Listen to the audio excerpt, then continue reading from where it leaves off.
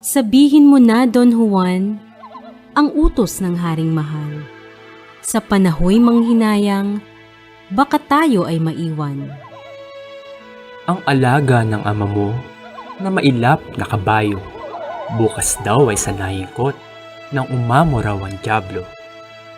Pakli naman ng prinsesa.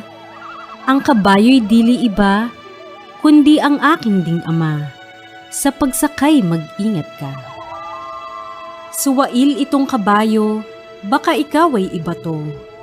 Ang marapat na gawin mo, paluin ng kanyang ulo.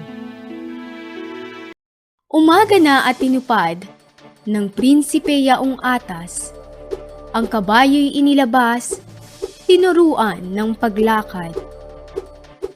Habang ang tinuturuan, magbait ang salanggapang, palot sikad sa katawan, parang lintik kung lumatay. Ang kabayo ay nahapo, luhat laway tumutulo. Mga mata ay umamo, mabait na parang suso. Hari agad nang nagtindig sa kanyang pagkakahilig. Si Don Juan ay kinawit, humarap sa tatlong silid. Sa butas ang nakalitaw, mga hintuturo lamang upang hindi mahulaan sa tatlo ang mahihirang. Hintuturong nakasuot, pinigilang buong lugod. Mahal na hari, Ang luhog, narito ang aking iro. hari hindi nakahuma, dila ay parang napatta. Mahal pa naman sa kanya, ang ngayoy mawawalay na. Ngayon di aalis tayo't sa Berbanya patutungo. Magpaumat-umat dito, masama na sa haka ko. Yari na sa aking amang, dalhin ka sa Inglaterra. Naroon ang aking tiya, pakakasal ka sa kanya. Tumakas na ang magkasi, siglat tuway nakasindi. Sa takbong pinagbubuti, mapagitna, mapatabi. Ang hari ay malapit na't madarakip na nga sila. Ang ginawa ng prinsesa, pinairal ang mahika.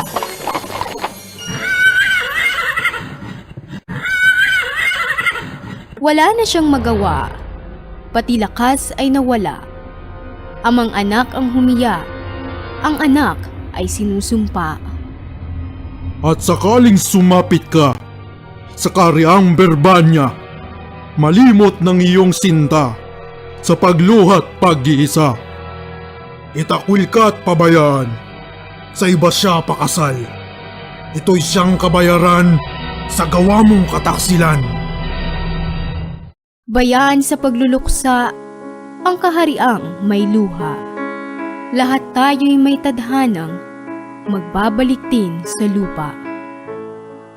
Matapos ang madlang dusat, layuan ang kanyang ama. Sumapit din sa Berbanyang, sa sakunay ligtas sila.